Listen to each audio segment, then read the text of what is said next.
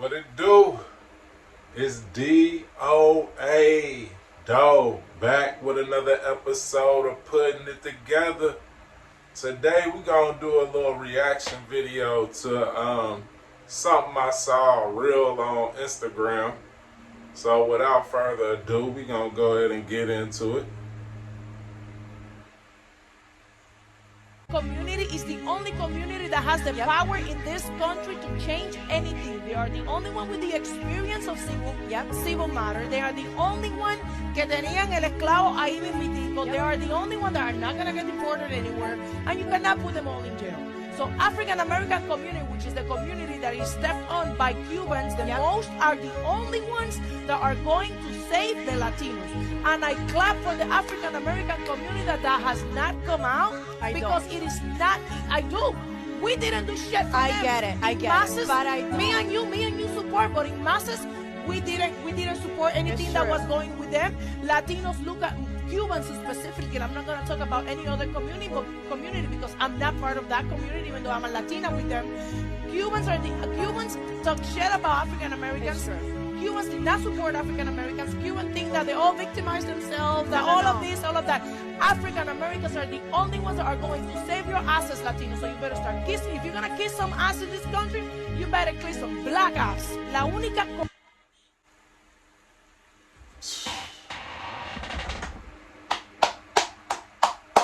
Gotta clap for these young ladies, man. The one in the green, I need her on my team. She might could play power forward or something like that. But yeah, just to see that she turned the corner like that, you know, being a Cuban herself, and her mind is elevated to that plateau, to that point in evolution, man. That's a beautiful thing in itself. But we're going to touch on these points because the basis of the video was that they was having these protests against ICE and their practices, right? So y'all seen they've been having these protests all across the nation, kind of small, but it's bigger in some places. But we seen the Latino community reach out to the blacks asking where we at, you know what I'm saying? Where are we at in these protests and supporting them against the practices of ICE? But see, y'all know me, and before we get on into it, man, I want to say thank y'all because I'm almost to 100 subscribers.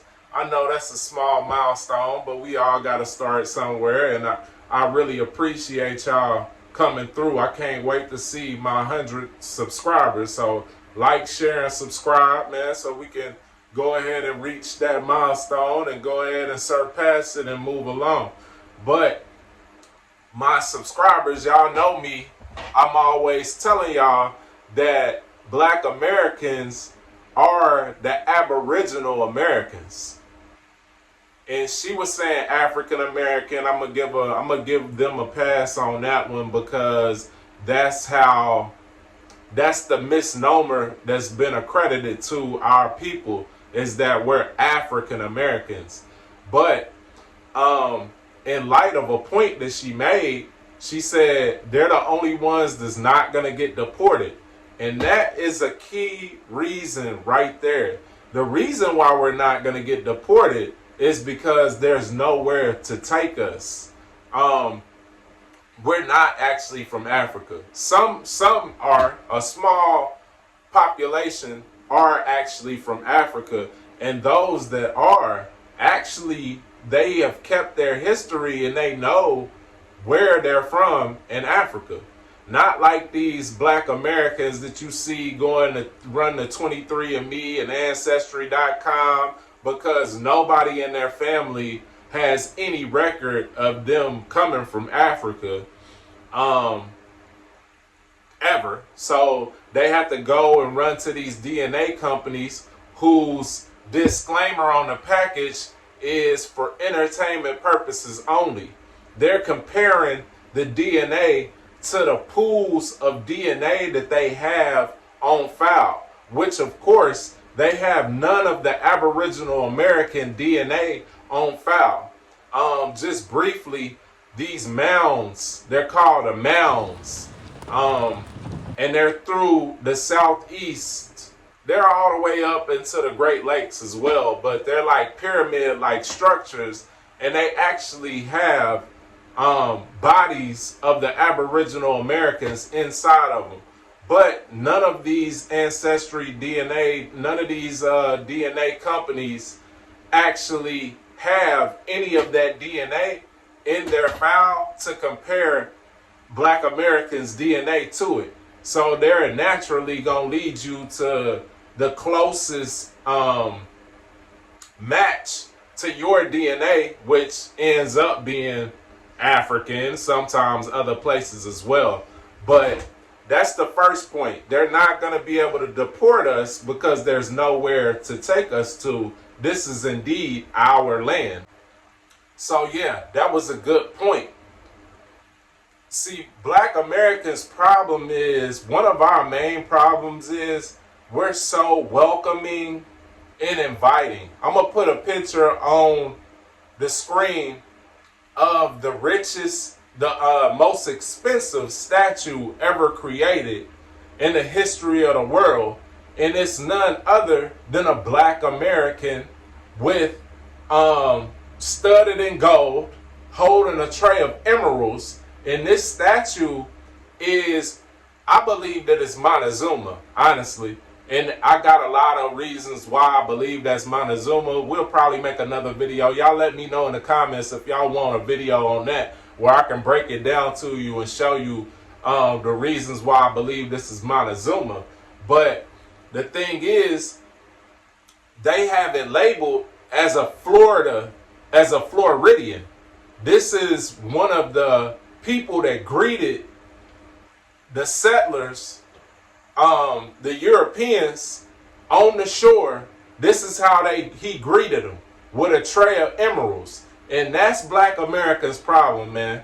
We are too welcoming and inviting, and that's how the country has got to the point that it is, where we got all these different type of immigrants, and we have immigrants, mainly white immigrants, that have reconstructed history in a way in which to make us believe that we're not from here, and it's like it's theirs.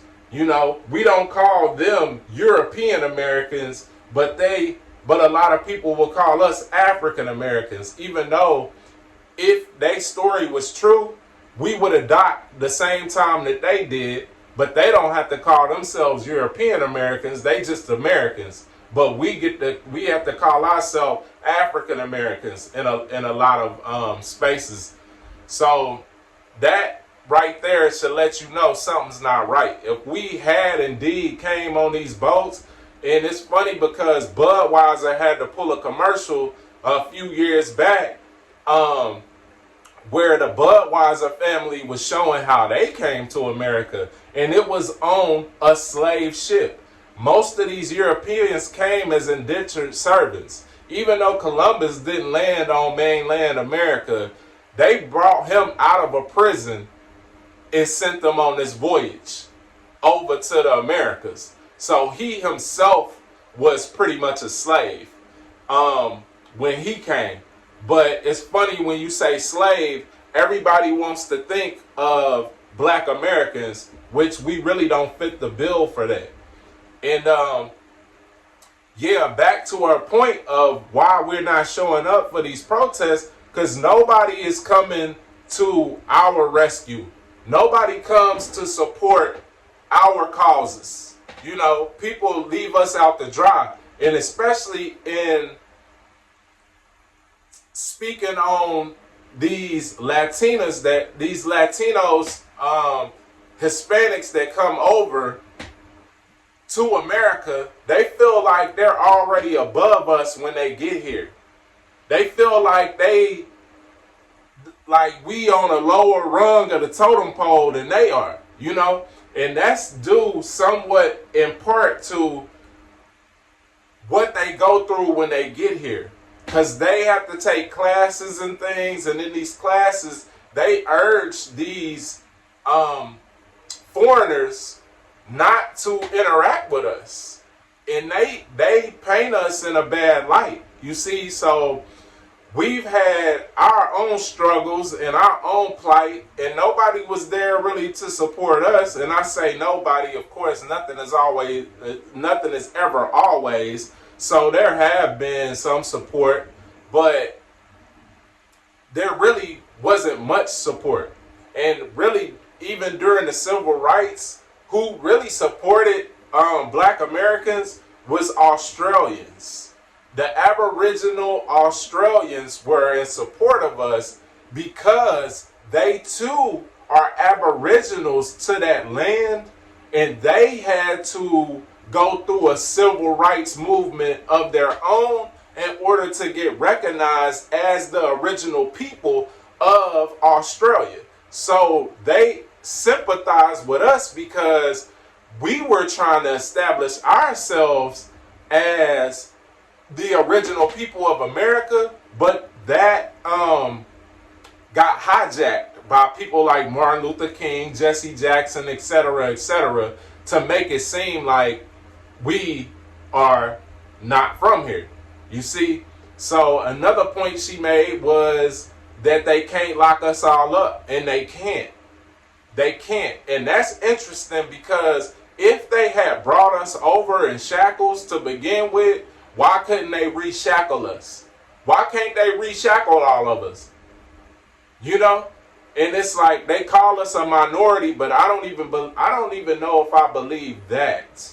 Because if you go state to state, you're going to find a pretty dense population of Black people in pretty much all of these states, with maybe the exception of the Plains, and there's a reason to that, because we're from the Southeast, and I say Southeast, but I really mean all the way up to the Great Lakes. Is not just the South. We're from the East, so we're from the east of the Mississippi River. That's where the Aboriginal Americans are coming from.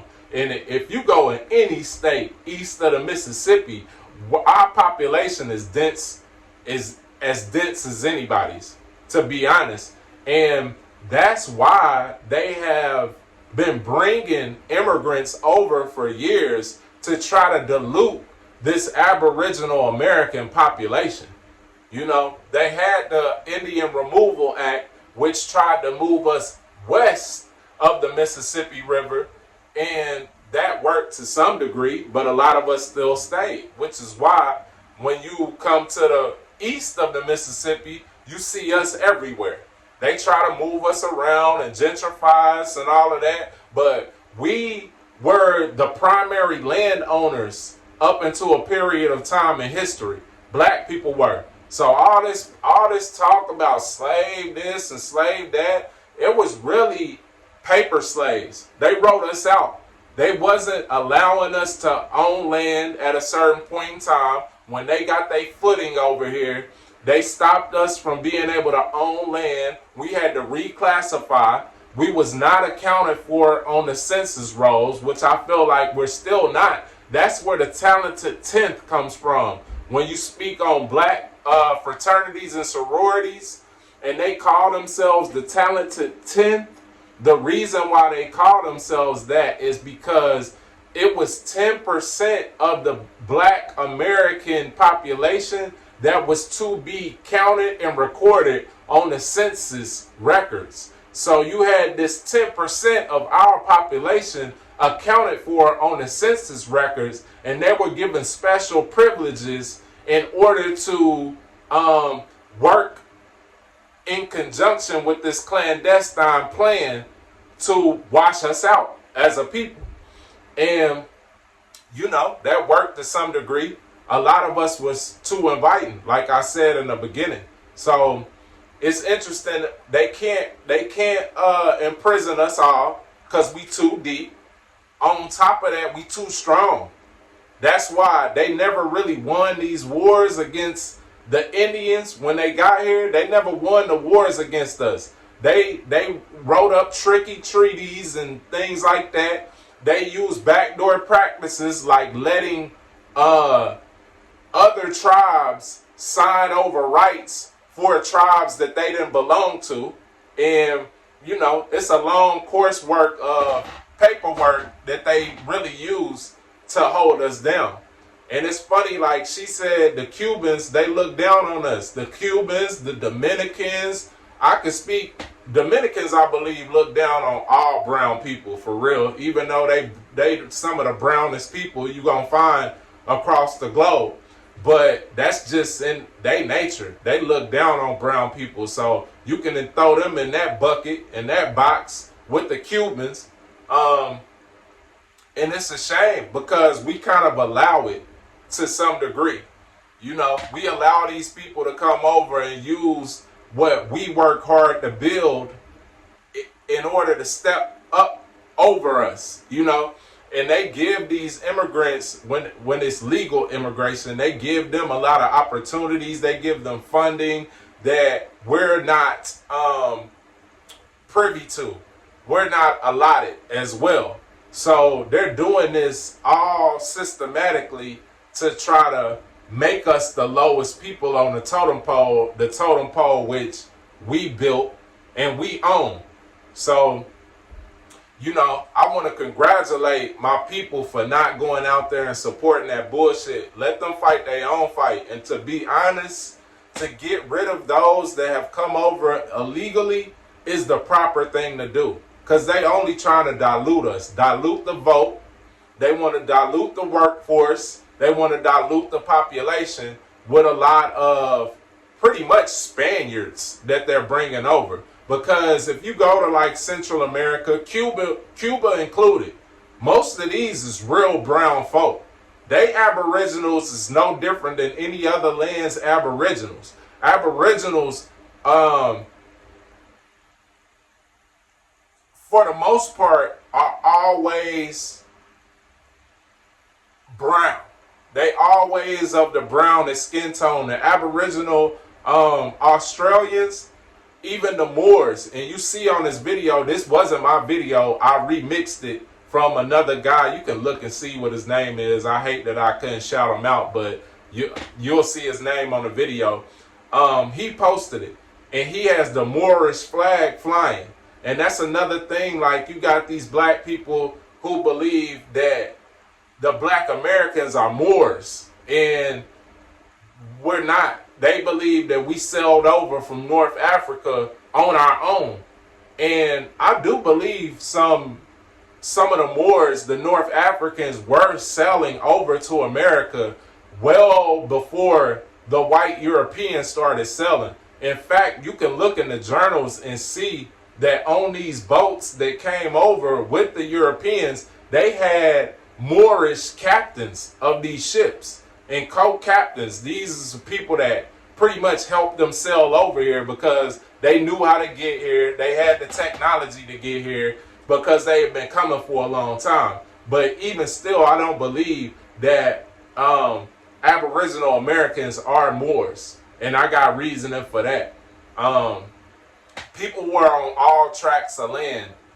And I believe, you know, I won't even get into it, but just know people were on all tracts of land from the beginning. It comes from the belief that Africa is the origin of human race. And there's a lot of evidence to support that that's not the truth either. But we'll get into that on another video. But I just wanted to really say kudos to the dude who posted the video, and kudos to the girl in the green dress, my power forward, my new power forward on the team. But Cuban, you know, that has our eyes open to the plight. We the only ones that can save these Latinos, and I hope that really we don't. I support and embrace all those that have come legally. Man, we can get up, you know what I'm saying? Stop looking down on us and let's get up with each other. And we can make some extreme change over here if we do, you know. But first and foremost, black people, get up with me. You know what I'm saying? We need to come together, and we need to be meticulous about scrutinizing the ways in which we've got to the point that we are. But we first got to understand that this land is our land. And that's why we ain't going nowhere. We know how to deal with these, we know how to deal with these pilgrims. We know how to deal with these European whites to some degree. And that's why our resilience and our strength is a big reason why you don't see a lot of us delving into the history like you see me doing, because we're comfortable. We're a dominant species, and because of our dominance, it creates a lot of comfortability that we really could ill afford to use. We really don't need to be like that. But we feel so strong that we feel like we gonna survive no matter what they do. And to a lot of degree, that's true. So really, that is fact. But we need to reclaim our heritage and our history, man, and put our foot down and make some real progress in a positive direction for the generations to come. And that's a big driving force of why I have this page.